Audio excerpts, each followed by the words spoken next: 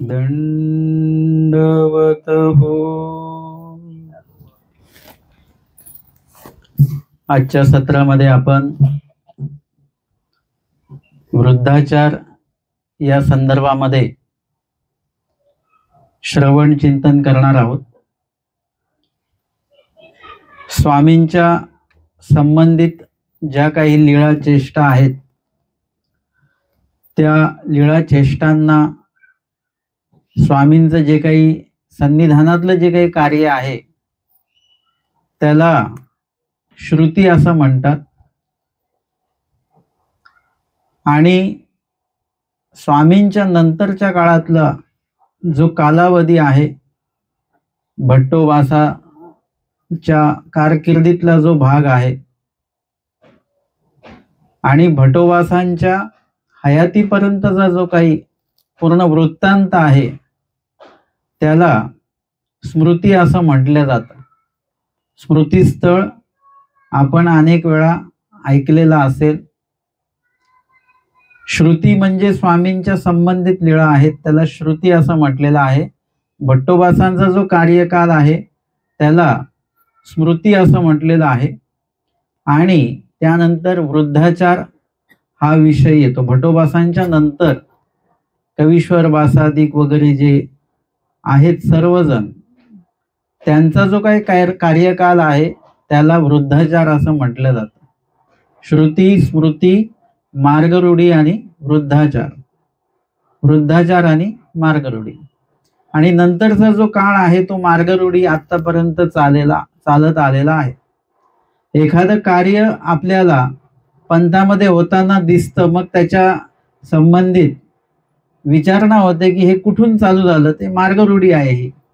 म्हणजे त्याही नंतरच्या काळामध्ये काही गोष्टी आलेल्या आहेत किंवा रूढ झालेल्या आहेत.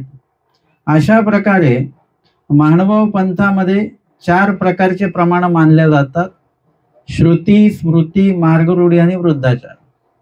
म्हणजे तुम्ही जे काही कार्य करत आहात, मानव पंथामध्ये प्रवेश करून, उपदेश घेऊन, संन्यास घेऊन तुम्ही जेही कार्य करत आहात, जेही विधी करत आहात, त्या प्रत्येक कार्याला कशाचं न कशाचं प्रमाण असणं गरजेचं आहे. एक तर ते श्रुतीचं प्रमाण असलं पाहिजे, म्हणजे स्वामींनी ते सांगितलेलं असलं पाहिजे. वचनामध्ये किंवा लीळेमध्ये, स्वामींच्या निरूपणामध्ये ते आलेलं असणं आवश्यक आहे.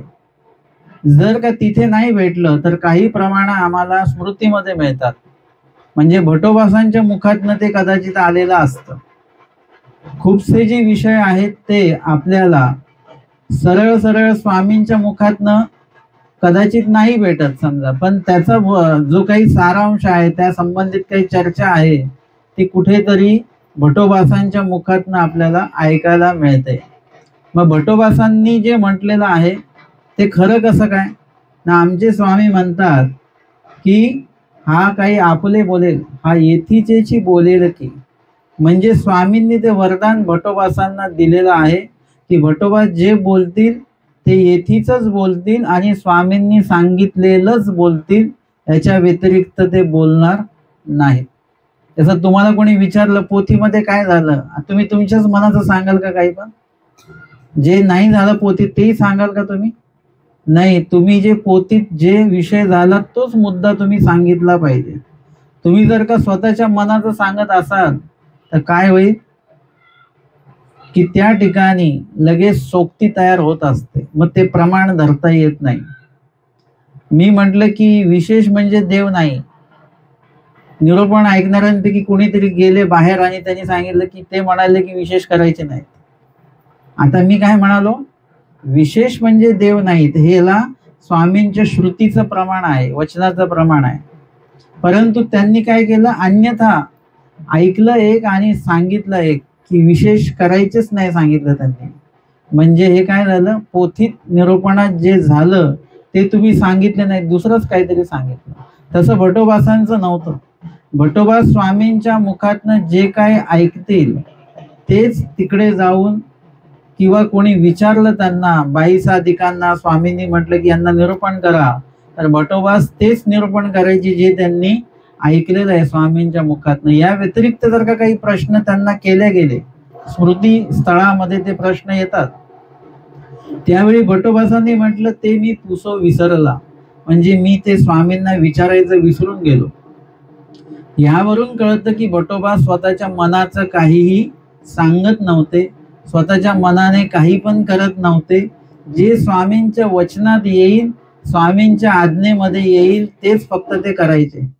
ते जेव्हा 2 आसू आणायला गेले, स्वामींनी सांगितलं 2 आसू घेऊन या त्यांच्याकडनं. भटोबास गेले आणि म्हणाले की मला स्वामींनी 2 आसू आणायला पाठवलेलं आहे. त्यांनी आसूची वाखारी दिली आणि म्हटलं की तुम्हाला जेवढे पाहिजे तेवढे आसू न्या. भटोबासांनी त्यातले 2च आसू आणल्या. आसू म्हणजे सोन्याचं नाणं. मग हे काय आहे, स्वामींच्या आज्ञेमध्ये, स्वामींच्या वचनामध्ये बसतं तेवढंच आचार्य भटोबास करतात. आणि म्हणून श्रुती नंतर स्मृती आम्हाला मान्य आहे, हे त्याच कारणासाठी. म्हणून स्मृतीस्थळ हा ग्रंथ सुद्धा आणि त्यातल्या जे काही घटना आहेत त्या आमच्या पंथीयांसाठी अत्यंत महत्वाच्या अशा त्या घटना आहेत, कारण की त्या स्वामींच्या वचनाशी, आज्ञेशी जोडलेल्या त्या घटना आहेत. स्वामींच्या काही वचनांचं आचरण आम्हाला श्रीमुखाने सांगितलं तेव्हा कळालं नाही, परंतु जेव्हा स्मृतीस्थळामध्ये त्या वचनांचा आचार बघितला, आम्ही करत असताना वाचला तो, तेव्हा तो वचनाचा अर्थ अजून चांगल्या प्रकारे आम्हाला उलगडला. आणि म्हणून स्मृतीस्थळ ग्रंथही तेवढाच महत्वाचा आहे. मग काही प्रमाण आम्हाला स्मृतीमध्ये मिळतात. त्याही व्यतिरिक्त अजून पुढे काय आहे, वृद्धाचारामध्ये काही प्रमाण मिळतात. कधी कधी काय आहे की सर्वच विषय स्मृतीस्थळामध्ये बोलल्या गेला पण तो येत नाही, तो आम्हाला कुठेतरी वृद्धाचारामध्ये तो ऐकायला मिळतो. किंवा वृद्धाचारातला आचार कसा आहे, आमचे स्वामी होते त्यावेळेचा आचार आम्हाला समजू शकतो, कारण तिथे स्वामी स्वतःच आहेत. पण स्वामी नसताना आचार कसा होतो भटोबासांच्या कार्यकाळामध्ये, तर तो स्मृतीमध्ये आम्हाला बघायला मिळतो. त्याही व्यतिरिक्त मग त्या ठिकाणी भटोबासांच्या नंतर बाकीचे लोक आचार करतात की नाही करत, किंवा कसा आचार करतात, ते आम्हाला वृद्धाचारामध्ये बघायला मिळतं. तिन्ही ठिकाणी आचार आम्हाला बघायला मिळतो. तोही स्वामींच्या आज्ञेप्रमाणे आचरत असलेला आचार आम्हाला तिन्ही याच्यामध्ये बघायला मिळतो. आणि मार्गरूढी त्यानंतरची ती आत्तापर्यंत किंवा आत्ताच्या काळाला वर्तमान असं म्हणतात, जे सुरू आहे, त्यामध्ये काय झालं, थोडी थोडी थोडी थोडी मिश्रता होत गेली. आधीच्या प्रत्येक याच्यामध्ये स्वामींच्या वचनाला प्रमाण धरूनच कार्य केल्या जायचं. जसं उपदेशी मंडळी किंवा मानवपंथी लोक काय करतात, काही कार्य करायचं झालं की आधी देवाला विडा ठेवतात आणि मगच कार्य सुरू होतं. तसं आधीच्या काळामध्ये काही कार्य असेल, काही विधी असेल, तर तो ईश्वराच्या वचनाशी संबंधितच असायचा. नंतरच्या काळामध्ये काय झालं की ज्ञानामध्ये आणि आपल्यामध्ये श्रवण आणि आपल्यामध्ये अंतर पडत गेलं, आणि त्याच्यामुळे काय झालं की मिश्रता सुरू झाली. आत्ताच्या काळामध्ये आपण बघू, वर्तमान काळातला जो आचार आहे याच्यामध्ये खूपशी मिश्रता झालेली आहे, वेगवेगळी मतांतर त्याच्यामध्ये झालेली आहेत. आणि म्हणून आम्हाला स्मृतीस्थळ किंवा आमच्या स्वामींच्या लीळा तर आहेच, ते तर आम्हाला वाचायच्याच आहेत, चिंतन करायचेच आहेत. स्मृतीस्थळ आम्हाला त्यासाठीच अध्ययन करायचं आहे. वृद्धाचारही आमच्यासाठी त्यासाठीच महत्वाचा आहे की त्याच्यामध्ये आम्हाला तो आचार बघायला मिळतो. आणि म्हणून सांगितलं, गोसाव्यांची श्रुती, अधिकरणांची ते स्मृती, आरुते वृद्धाचारू, तेही आता सांगीजती. ते आता सांगत आहेत वृद्धाचार. भटोबासांचा वियोगी महेश्वर पंडिता व्यवहारी, माईदेव पंडिती जय पत्र दे घेणे. भटोबासांचं देवाज्ञा भटोबासांची झालेली आहे. ईश्वर दर्शनाला आचार्य भटोबास हे गेलेले आहेत. आणि नंतर ते गेल्यानंतर भटोबासांचा वियोगी म्हणजे वियोग झाल्यानंतर महेश्वर पंडिता म्हणजे भटोबास देवदर्शनाला गेल्यानंतर महेश्वर पंडित जे आहेत, भटोबासांचे पुत्र आहेत ते मोठे, त्यांनी काय केलेलं आहे, व्यवहारी मायदेव पंडिती जयपत्र घेणे, म्हणजे ते भटोबासांचं जे काही धन असेल, भटोबासांच्या मालकीचं म्हणा वगैरे, हे त्यांच्या दृष्टीने बोलतोय मी आता, तर ते घेण्यासाठी ते महेश्वर पंडित आलेत. का तर माझे वडील सरलेले आहेत आणि त्यांच्या मालकी हक्काचं जे काय असेल ते मी घेण्यासाठी आलेलो आहे. आणि त्यावेळेला ते लिखापडी करण्यासाठी म्हणून ते शासन दरबारी जाण्याचा निर्णय त्यांनी घेतलेला आहे. तो सगळा वृत्तांत आता आपण बघणार आहोत. भटोबासांचा विभाग ऐकोनी भटोबासांचे वडील पुत्र महेश्वर पंडित आले. भटोबासांचा विभाग म्हणजे त्यांनी ह्या प्रपंच, त्यांचा जो जीव आहे भटोबासांचा हा प्रपंचाशी संबंधित आहे, म्हणजे आता या देहामध्ये आहे, या प्रपंचाचा आणि त्यांच्या जीवाचा, या देहाचा आणि त्यांच्या जीवाचा विभाग झाला. म्हणजे ते सरले हे ऐकून भटोबासांचे वडील पुत्र जे आहेत, म्हणजे छोटे पुत्र कोण आहेत, वैराग्य देव, हे त्यांचे छोटे पुत्र आहेत भटोबासांचे. ते अल्प काळामध्येच त्यांना ज्ञानही झालं, वैराग्यही केलं आणि ते ईश्वर दर्शनाला गेले सुद्धा. भटोबासांच्या आधी पुन्हा संबंधाला ते गेलेले आहेत. आणि वडील पुत्र जे महेश्वर पंडित होते हे काही धर्माशी तेवढे काही संबंधित नसल्यामुळे त्यांच्याकडे हा थोडासा अव्यवहारी भाग आपल्याला इकडे दिसून येतो, की भट्टोबासांचे वडील पुत्र महेश्वर पंडित आलेले आहेत, मार्गामध्ये आले. तेही पंडित बासा केशवबासा ते म्हणितले, आणि त्यांनी पंडित बास आणि केशवबास आता तिथे मुख्य आहेत, समजा इथे देखरेख करतात ते मार्गामध्ये, आणि त्यांना ते म्हणतात भटांचे धन असे ते द्यावे. म्हणजे आल्यानंतर कुणाला तरी भेटले असतील, काही चौकशी केली असेल, मी आमका आमका असं सांगितलं असेल, आणि मग त्यांनी बाकीच्यांनी पंडित बास केशवबासांपुढे त्यांना नेलं असेल, आणि ते म्हणतात की कसं काय येणं केलं बाबा. मग यावर महेश्वर पंडित म्हणतात भटाचे धन असे ते द्यावे. म्हणजे भट्टोबासांचं जे काही धन आहे, हा जो मठ आहे हा कोणाच्या स्वाधीन होता, भट्टोबासांच्या. म्हणजे इथे जे काही असेल वारसा हक्काने कोणाला मिळतं, मुलाला मिळत असतं, आणि त्याच्यामुळे त्यांच्या मालकी हक्काचं जे काय आहे ते मला तुम्ही धन द्रव्य जे असेल ते सगळं मला देऊन द्या. आता ही कुठली भाषा आहे, व्यवहारातली भाषा आहे. परंतु भट्टोबास कोण होते, संन्यासी होते, आणि हे जे द्रव्य आहे हे परमार्गाचं द्रव्य आहे, आणि ते मागण्यासाठी ते आलेले आहेत. येण्याअर्थी ते कसे आहेत, अव्यवहारी झाले. साधूंचा किंवा संन्यासी वर्ग जे आहेत त्यांच्यावर कुणाचाही म्हणजे परिवाराचा मालकी हक्क नसतो बरं का. आणि ही गोष्ट महेश्वर पंडितांनाही माहिती आहे, हे सर्वसामान्य बाब आहे. परंतु तरी सुद्धा ते द्रव्य मागायला आलेले आहेत, आणि त्याच्यामुळे त्यांनी ते धन मागितलं. तेव्हा पंडितबासी केशवबासी म्हटले, आणि केशवबास आणि पंडितबासांनी त्यांना समजावून सांगितलं ते महात्मे निवृत्त त्या ते कैचे धन. तुमचे जे वडील होते ते महात्मे होते, म्हणजे महात्मा म्हणजे महान आत्मा ज्याला आपण म्हणू, म्हणजे त्यांचा जो आत्मा आहे तो काही साधारण आत्मा नव्हता. एरवी प्रपंचामध्ये जे लोक आहेत त्यांचा आत्मा जो आहे तो सर्वसामान्य आत्मा असतो, आणि तोच आत्मा जेव्हा ईश्वराला समर्पित होतो तेव्हा तो सर्वसामान्य राहत नाही, तो महान आत्मा होत असतो. असे तुमचे वडील आहेत, आणि ते कसे आहेत, निवृत्त. निवृत्त आहेत म्हणजे निवृत्ती धर्म त्यांनी स्वीकारलेला होता. घरातलं त्यांनी काही वारसा हक्काने काही घेतलं का, नाही, ते तिथलं काही घेऊन आले नाही, सगळं सोडून आले. याला म्हणतात निवृत्त असणे. आपण संन्यास घेतो त्यावेळेला सर्व संग परित्याग करून असा उल्लेख केला जातो. हे अनुसरण घेत आहेत, म्हणजे सर्व गोष्टींचा त्याग, प्रपंचाचा, नातलगांचा, द्रव्याचा, तिथल्या पदार्थांचा तो त्याग आहे, त्याला निवृत्त. जसं नोकरीतनं निवृत्त झालं की परत नोकरीला जातो का त्याच ठिकाणी माणूस, ज्या ठिकाणी निवृत्त झालो त्या ठिकाणी आपण परत जात नाही किंवा तिथले कुठलाही हक्क तुम्ही परत सांगू शकत नाही. एकदा निवृत्तीच्याच वेळेला तुम्हाला काय भेटलं तिथले तेच भेटलं तुमचं, बाकी नंतर तुम्ही कुठलाही हक्क सांगू शकत नाही.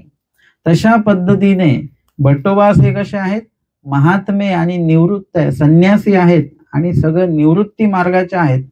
त्या ते कैचे धन, म्हणजे त्यांच्याकडे जरी धन आलं तरी ते धन त्यांचं नाही.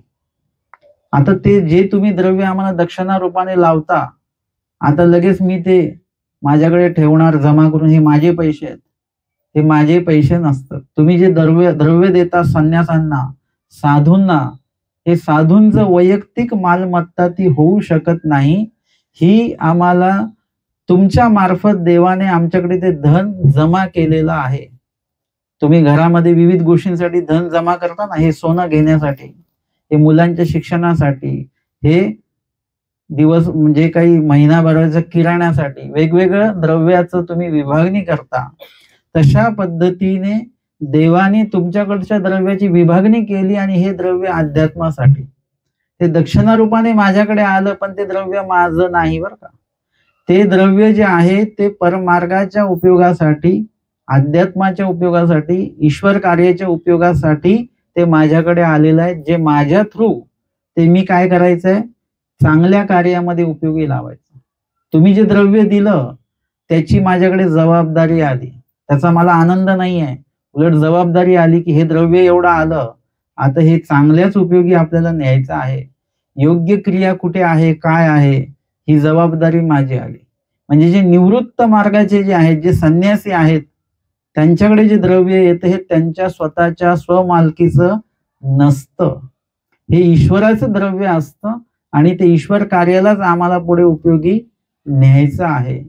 किंवा ईश्वर कार्याला उपयुक्त जे काही वस्तू लागतील, जे काही पदार्थ लागतील, त्यासाठी ते द्रव्य आम्हाला उपयोगी न्यायचंय, म्हणून ते द्रव्य आहे.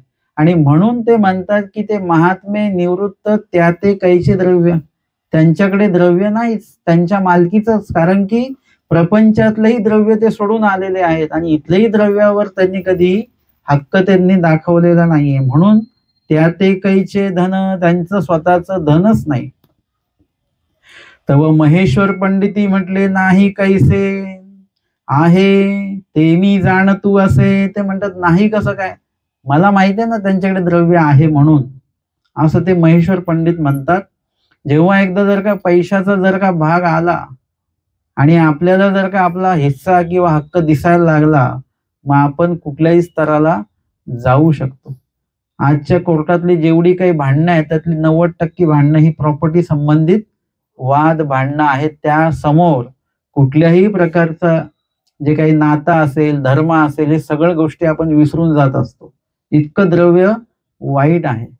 आणि म्हणून स्वामी सांगतात की द्रव्य अस्तित्वे माझवे, नुसतं द्रव्य माझं आहे, माझ्या नावावर आहे किंवा माझ्या नावावर होणार आहे, असं जरी आठवलं तरी लगेच अहंकार येऊन जातो आपल्याला, सहज येतो. इतकं द्रव्याच्या अस्तित्वाचा दोष स्वामींनी सांगितलंय. सगळ्या दोषांमध्ये मोठा दोष आहे हा, की द्रव्य अस्तित्वे, नुसतं अस्तित्व जरी जाणवलं तरी त्याचा दोष निर्माण होतो. यांना सुद्धा अस्तित्व जाणवलं, असं द्रव्य आहे माझ्या वडिलांचं, दोष निर्माण झाला आणि यांनी समजवणुकीच्या स्वरामध्ये सांगितलं की ते महात्मे निवृत्त.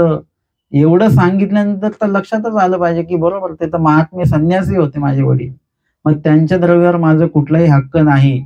परंतु ते परत म्हणतात नाही कैसे आहे, ते मी जाणतो असे. मग केशोबासी पंडितबासी म्हणितले, केशोबास आणि पंडितबास त्यांना म्हणतात, असले तरी निवृत्ताच्या धना तुम्ही प्रवृत्त न पवा. आता काय झालं, मगाची भाषा वेगळी होती, त्या भाषेमध्ये त्यांना नाही समजलं, त्या वाक्यामध्ये त्यांना नाही समजलं. मगाशी भाषा अशी नव्हती त्यांची, त्यांनी समजवणुकीचा भाग आहे आणि जेवढं सौम्य शब्दात सांगता येईल तेवढं सौम्य शब्द येते बरं का. ते महात्मे ते निवृत्त सौम्य शब्द एकदम, परंतु त्याही पेक्षा ते ऐकत नाही.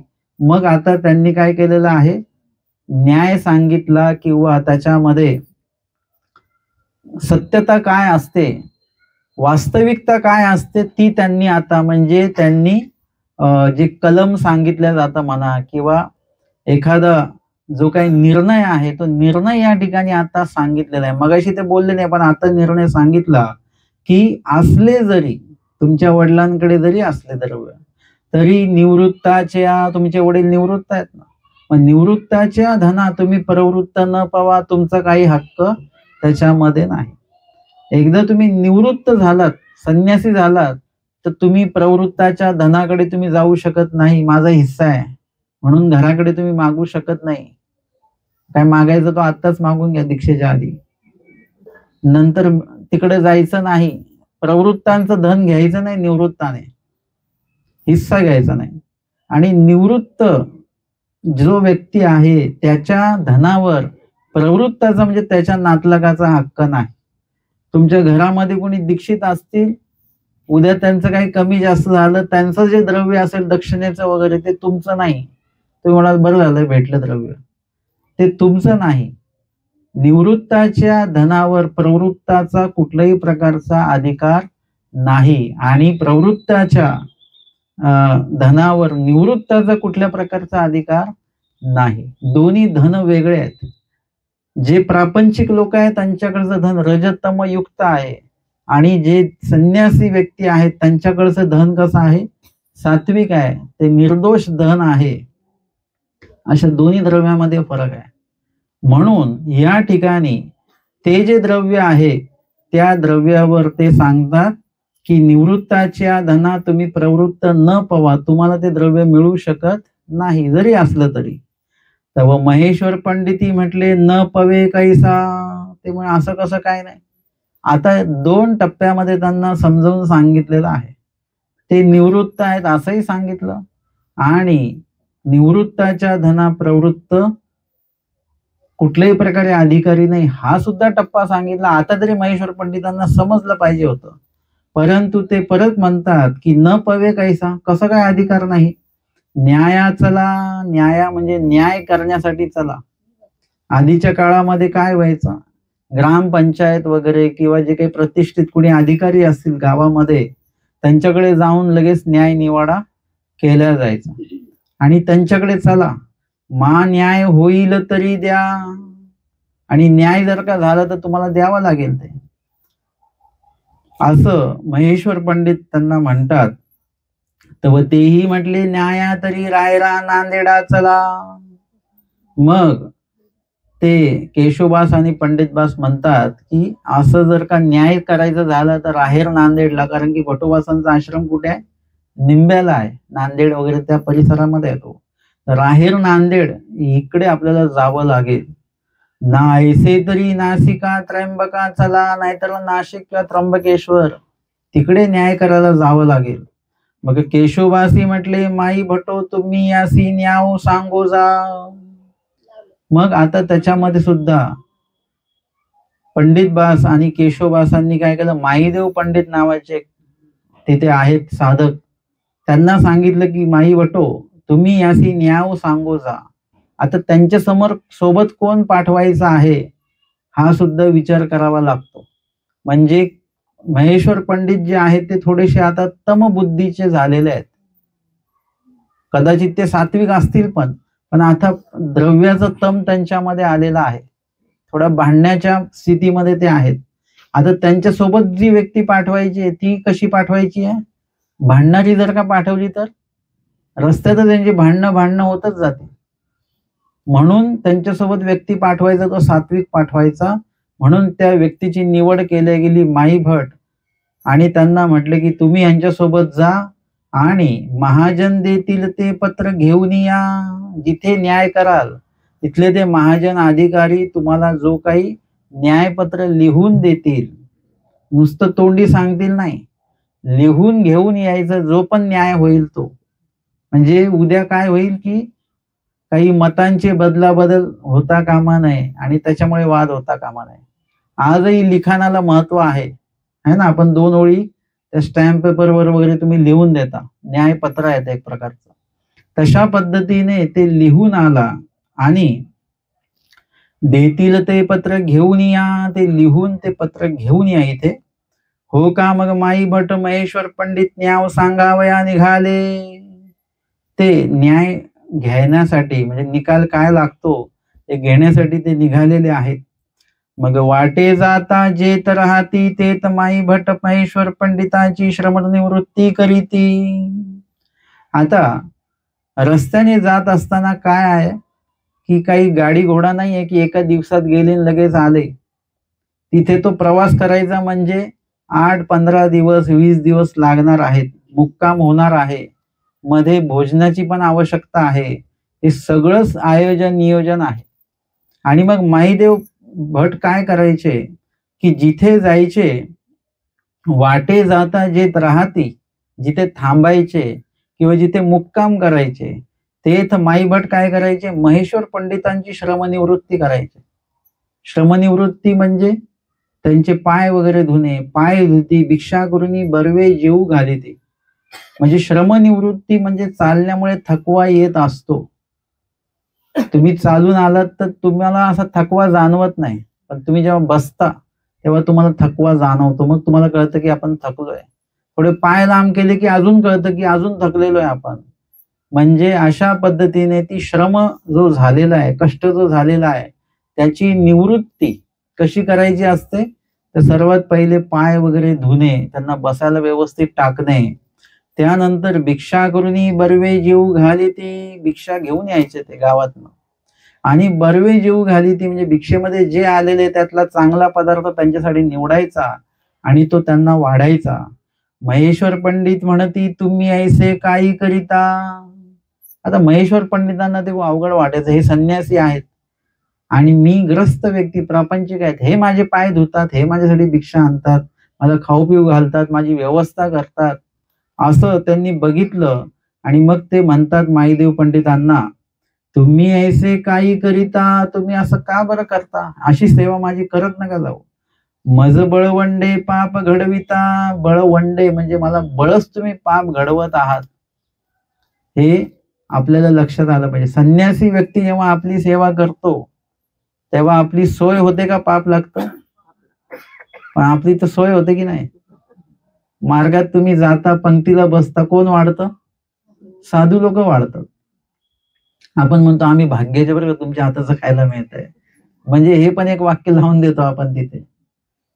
आमच्याकडे कोणी आलं की मी पाणी दिलं ते म्हणतात बाबा आम्ही तुम्हाला पाणी दिलं पाहिजे, तुम्हीच देताय पाणी. म्हटलं संन्यासाच्या हातचं पाणी पिलं की दीक्षा लवकर होऊन जात असते. म्हणजे हे लक्षात आलं पाहिजे की संन्यासी व्यक्ती जेव्हा आपली सेवा करतो त्यावेळेला त्याचं पाप आपल्याला लागतं. योग्यता वगैरे काही होत तर नाहीच, अधिकार होत नाहीच, पण उलट पाप आपल्याला लागू शकतं. काही गोष्टी जे ते त्यांच्या हातानेच आपण घेतल्या पाहिजे. ते प्रसाद तुम्हाला घ्यायचा त्यांच्या हातानेच घ्या, परंतु त्यांना काम म्हणून त्यांना तसं सांगू नका. आता ही गोष्ट मात्र महेश्वर पंडितांच्या लक्षात येते की ते संन्यासी आहेत त्याच्यामुळे मला पाप लागतं. आणि ही गोष्ट लक्षात येत नाही की माझे वडील संन्यासी आहेत, त्यांचं द्रव्य मी काही घेऊ शकत नाही. ही गोष्ट मात्र त्यांच्या लक्षात येत नाहीये. आणि किती झालं तरी ते भटोबासांचे पुत्र आहेत. आणि त्याच्यामुळे मी सांगितलं ना की द्रव्यामुळे तो दोष फक्त आलेला आहे. वांचून कुठेतरी तेही सात्विकच आहेत, चांगल्या बुद्धीचेच आहेत. आणि म्हणूनच इथे काय झालं, त्यांचा तो भाग आपल्याला इथे दिसतोय त्यांच्या बोलण्यामध्ये की ते म्हणतात की मज बळवंडे पाप घडविता, तुम्ही बळच मला पाप लावून देताय बरं का. तर माईदेव भट म्हणती, यावर माईदेव भट काय म्हणतात त्यांना, तुम्ही गोसाव्यांच्या संबंधाचे, आम्ही आपली प्रसाद सेवा करीतो. तुम्ही कोण आहात? आमच्या स्वामींच्या संबंधाच्या आहात. म्हणजे तुमचे जे वडील आहेत ते स्वामींच्या जवळ राहत होते, सन्निधानी राहत होते, परमार्गाची आमची पूर्ण धुरा त्यांच्याकडे सोपवलेली होती आणि तुम्ही त्यांचे पुत्र आहात. म्हणजे तुम्ही आमच्यासाठी काय आहात? मान्यच आहात. एखादे मोठे अधिकरण असतात आणि त्या मोठ्या अधिकाऱ्यांचे भाऊ पण असतात तिथे. म्हणजे कोणी सांगितलं हे मोठ्या बाबांचे भाऊ आहेत बरं काय, तर आपण त्यांच्याशी पण एकदम अदबीने बोलतो. म्हणजे आपल्याला खूप बरं वाटतं की बाबांचे भाऊ भेटले म्हणून. म्हणजे त्यांचे संबंधी आहेत तर त्यांच्याकडे सुद्धा काही ना काही अधिकार आहे किंवा तो एक सन्मान जो आहे तो महेश्वर पंडितांचा सन्मान नाही तर तो भट्टोबासांचा सन्मान आहे, ईश्वर साधकाचा तो सन्मान आहे. आणि त्या दृष्टीने त्या भावनेतून ही सेवा माईदेव भट जे आहेत ते करत आहेत. आणि म्हणून ते म्हणतात की तुम्ही आमच्या गोसाव्यांच्या संबंधाचे, म्हणजे तुमचं नाव घेतलं की भटोबासांचं नाव येतं, भटोबासांचं नाव घेतलं की कुठेतरी स्वामींचं नाव येतं, असं स्वामींचा संबंध तुमच्याशी जोडला जातो. आम्ही आपली प्रसाद सेवा करीतो, आम्ही तर त्या निमित्ताने भटोबासांना, म्हणजे तुमच्या माध्यमातून भटोबासांना आणि भटोबासांच्या माध्यमातून देवाला आठवत आठवत एक प्रकारे आमची प्रसाद सेवा सुरू आहे. कार्य काय करत आहेत, त्यांचे पाय धुत आहेत, परंतु प्रसाद सेवेचं नाव का देतात? प्रसाद सेवा म्हणजे कुठेतरी आपण विशेष वंदन, स्थान वंदन, प्रसाद वंदन करताना देवाला आठवतो, देवाच्या लीळा आठवतो, तसाच हा प्रकार आहे. महेश्वर पंडितांच्या माध्यमातून भटोबासांचं आचरण, आणि भटोबासांचं आचरण म्हणजे स्वामींचे वचनच आहेत, ते कुठेतरी स्वामींनाच आठवण्याचा तो भाग आहे. आमचे स्वामी सांगतात, येथीचिया कथा वार्ता कीजे ती की. येथीचिया म्हणजे, येथीच्या म्हणजे स्वामींच्या, आणि स्वामींच्या संबंधित जेवढे पण ईश्वर परायण आहेत त्या कोणाचीही जरी तुम्ही आठवण काढली, तुम्ही देवापर्यंत ती आठवण तुमची पोहोचत असते. तुम्ही म्हटले की जुने शेवलीकर बाबा होते, कल्लूरकर बाबा इतकं स्मरणनिष्ठ होते. स्मरण काय आहे? आमच्या स्वामींनी सांगितलेला विधी आहे. बाबांचं नाव आठवलं की लगेच स्मरण, म्हणजे स्मरण हा विधी आठवतो. स्मरण आमच्या स्वामींनी सांगितलेलं आहे. म्हणजे अशा पद्धतीने ईश्वर आठवण्याचा विधी, येथीचे जे काही परमेश्वर परायण आहेत त्यांची आठवण काढली, ईश्वराच्या आठवणीशी आपण आपोआप जोडल्या जातो. आणि म्हणून ते म्हणतात की आम्ही तर आपली प्रसाद सेवा करतो, मी माझा विधी करतो आहे, देव आठवण्याचा विधी माझा सुरू आहे. तुम्हा पाप काहीसे, याच तुम्हाला काहीच पाप लागणार नाही, उलट मला विधी घडतोय, विधी आठवतो आहे, म्हणून उलट तुम्हाला योग्यता असं नाही, पण तुम्हाला काही पाप लागणार नाही त्याचा. ऐसिया परी पेणी दोन्ही चारी गेले, अशा पद्धतीने 2-4 मुक्काम झाले. आणि 2-4 मुक्कामी हीच परिस्थिती, पहिल्या मुक्कामापासून तर दुसऱ्या चौथ्या मुक्कामापर्यंत महेश्वर पंडितांची सेवा माईदेव भट जे होते ते आवडीपूर्वक करत होते. आणि महेश्वर पंडिती म्हणितले, आणि मग महेश्वर पंडितांना ते असह्य झालं सगळं ती सेवा करून घेणे स्वतःची. आणि ते म्हणतात, मी पापिया, त्यांना त्यांची चूक लक्षात आली आणि त्यांनी त्यांचे पाय धरले आणि म्हणतात, मी पापिया, तुम्हा विष होऊनी प्रवर्तला आणि तुम्ही अमृत होऊनी प्रवर्तले ती. मी तुम्हाला विष होऊन तुमच्याकडे आलेलो आहे. कुठे? निंदेला आलो. ते विष कुठून कालवलं गेलं? प्रपंचामध्ये कालवल्या गेलं. म्हणजे प्रपंच हा कसा आहे? दोषरूप आहे. म्हणून प्रपंचामध्ये ह्या गोष्टी आपल्याला सुचू शकतात, ते सुचतात त्या ठिकाणी आपल्याला. पण परमार्गात तुम्ही असाल आणि तुम्हाला ते जर का दोष निर्माण व्हायचा म्हटला तर तो होणार नाही, कारण की जागा बदल आहे, ती जागा पवित्र आहे परमार्गाची. परंतु तोच विचार जर का प्रपंचामध्ये असेल तर मात्र तो विचार आपला दोषयुक्त विचार आपल्यामध्ये निर्माण होऊ शकतो. आणि तो निर्माण झाला कारण की ते प्रपंचामध्ये होते. आणि आता ते परमार्गामध्ये आले, ते सुद्धा कसे आहेत? प्रापंचिक विचारानेच आलेले असल्यामुळे त्या परमार्गाच्या त्या भूमीचा सुद्धा त्यांना उपयोग झाला नाही, त्यांची बुद्धी बदल नाही झाली. परंतु आता काय झालंय की परमार्गाचा जो काही संस्कार आहे, मारिता पूजिता समान, आमच्या स्वामींनी सांगितलेला आहे, त्या अनुषंगाने माईदेव भट जे आहेत त्यांची सेवा करत आहेत, आवडीपूर्वक करत आहेत. त्याच्यामुळे ते जे काही पावित्रता ती जी आचरणातनं निर्माण झालेली आहे, तुमचं जे आचरण आहे ते आचरण बघून एखादा प्रतिकूल व्यक्ती सुद्धा अनुकूल होतो, याचं जिवंत उदाहरण म्हणजे ही स्मृती आहे, हा वृद्धाचार आहे. आणि मग त्यांनी माफी मागितली की मी तुमच्याकडे विष होऊन आलो, त्रासदायक म्हणून आलेलो आहे, तुमच्याकडे त्रास देण्यासाठी आलो, आणि तुम्ही माझ्यासोबत कसे झालात? अमृत होऊनी प्रवर्तले ती. आपल्याला असं असतं ना की कोणी जर का वाद घालायला आला, आपण सौम्य शब्दात बोलतो का? त्याचा आवाज किती आहे त्याचा अभ्यास करतो आणि त्याच्यापेक्षा मोठा आवाज काढतो आपण.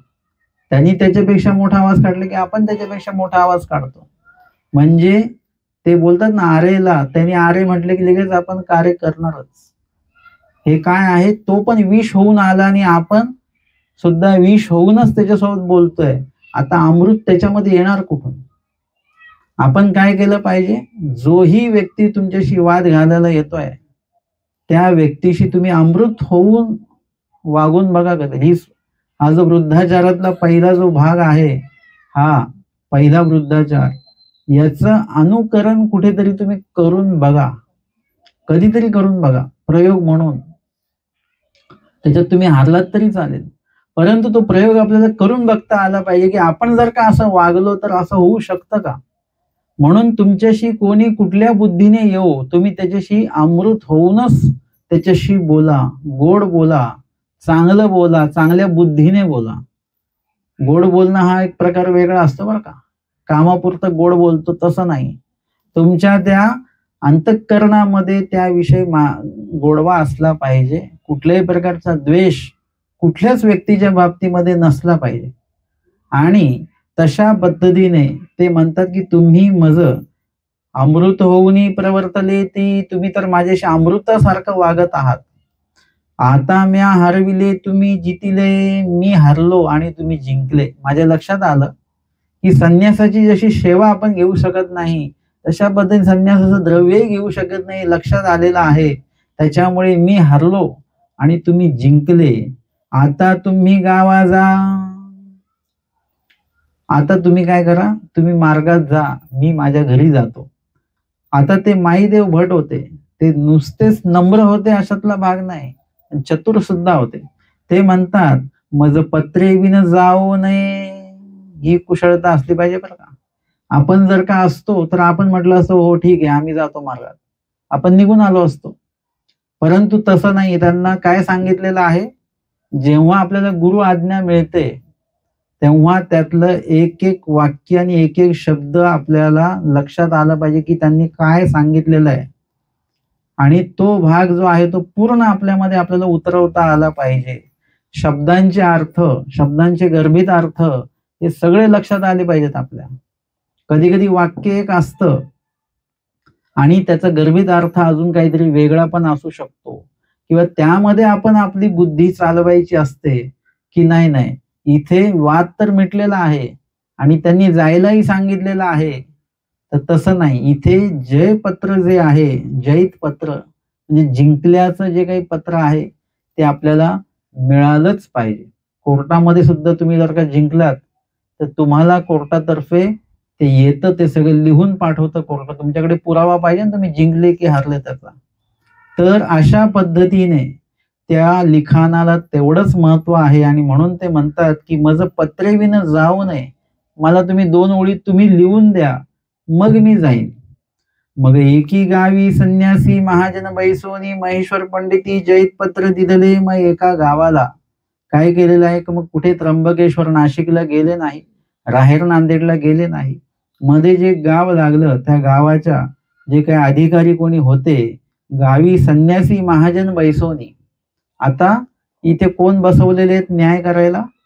नुसतेच न्यायाधीश बसवले नाहीत, संन्यासी पण बसवलेले आहेत. कारण की त्या गोष्टीला संन्यासींची पण बैठक पाहिजे, बैठकीला संन्यासी पण पाहिजेत आणि ते न्याय करणारे महाजन सुद्धा पाहिजे. दोघांच्या संगनमताने ते काय लिहायचं आहे ते लिहिल्या गेलं आणि मग त्या खाली त्यांचं जे काही संमती जी आहे त्या ठिकाणी नमूद केल्या गेलेली आहे आणि ते जैत पत्र यांच्या हातामध्ये दिलं माई भटांच्या.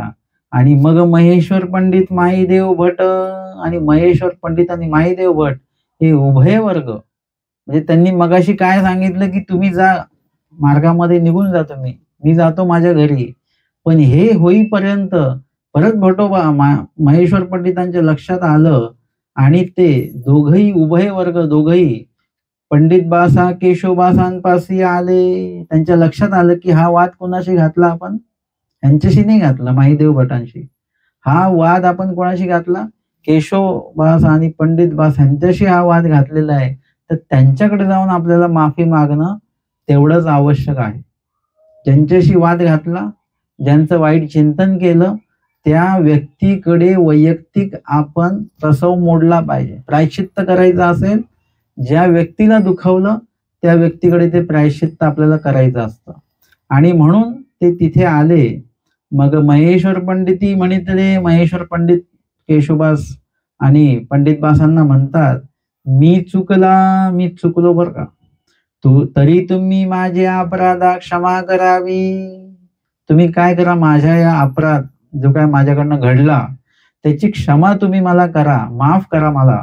म्हणून समस्तासी साष्टांग दंडवत घातले. आता दंडवत कोणाला घातले? समस्तासी म्हणजे परमार्ग जेवढा काय आहे त्यांनी दुखवल्या कोण गेलेला आहे? परमार्ग पूर्ण दुखवल्या गेलेला आहे. त्याच्यामुळे समस्तांना त्यांनी दंडवत घातले.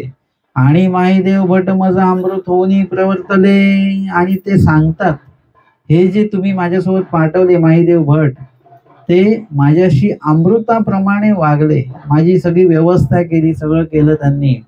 आणि म्हणून तरी तुम्ही समस्ती आजी लागून या ते अमृते माई भट आईसे म्हणावे. यांना तुम्ही नुसतं माई भट म्हणू नका, ह्यांच्या वागण्यात बोलण्यात आचरणात अमृत आहे. आणि म्हणून त्यांच्या पुढे अमृते असं म्हणून त्यांचं नाव घ्या.